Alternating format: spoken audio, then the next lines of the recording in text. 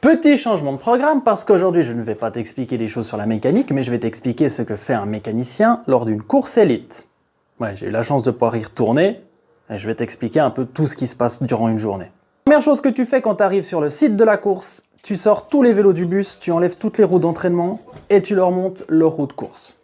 Ensuite de ça, tu viens gonfler chaque vélo à la pression de chaque coureur. Chaque coureur a sa pression, ça peut être du 3,7, du 4, du 5... Tu fais ce qu'il dit, t'as rien à dire, c'est le coureur qui fait son choix. Et là vient le moment d'installer ta place de mécano dans le véhicule, c'est-à-dire tu mets deux paires de roues, donc une paire de roues avant, une paire de roues arrière, ta petite caisse à outils, ton sandwich, ta gourde, parce que tu vas en passer du temps dans cette bagnole, et puis tu vas prendre le temps de t'installer correctement, parce que tu vas te faire secouer comme une vieille pute. Tu vas faire une petite opération importante, c'est que tu vas enlever l'appui-tête côté passager. Pourquoi? Ben pour voir ce qui se passe devant. Parce que si tu as un appui-tête et puis que tu as quelqu'un tout d'un coup, ben tu vois rien. Et il faut que tu puisses voir ce qui est en face de toi.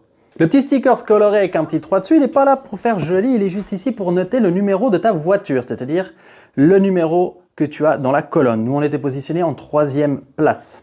Et c'est cool parce qu'on voit mieux la course en 3e place. Parce qu'imagine, t'es 24e, bah, à part voir des culs de bagnole et des gars lâchés, bah, tu vois pas grand chose. Une fois que tu as préparé ton petit cocon tranquille dans ta bagnole, tu viens installer les vélos sur la galerie. Alors d'habitude, normalement, chaque coureur possède un deuxième vélo, mais là, pas tout le monde en avait.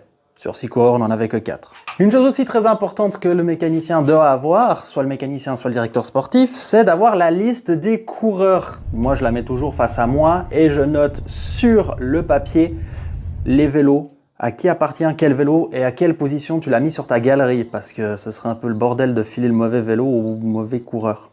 Et une fois que la course est partie, que le départ a été annoncé, ta plus grande mission durant cette course, c'est d'être vigilant à la radio et ben, faire la sieste. Ouais, la plus grande partie de ton temps en tant que mécanicien, si tu n'as absolument rien, comme enduit mécanique, bah, tu vas siester ou tailler le bout de gras avec le directeur sportif.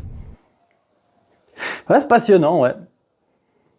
Mais après, il y a surtout le moment où il va commencer à faire soif. Parce que une course où il fait 35 degrés sur 150 km, il commence à faire soif. Donc du coup, ton petit espace tout bien tranquille, ça se transforme en un putain de champ de bataille avec tes 2 sandwichs, tes outils et environ une dizaine de gourdes qui traînent à tes pieds pour pouvoir les donner au directeur sportif pour qu'il les donne aux coureurs ou pour que toi-même tu puisses les donner aux coureurs. J'espère que cette petite vidéo t'a plu, que tu comprends un petit peu mieux ce qu'un mécanicien dans une bagnole fait, c'est-à-dire passer des gourdes, faire la sieste, tailler le bout de gras et puis regarder la vue. Voilà.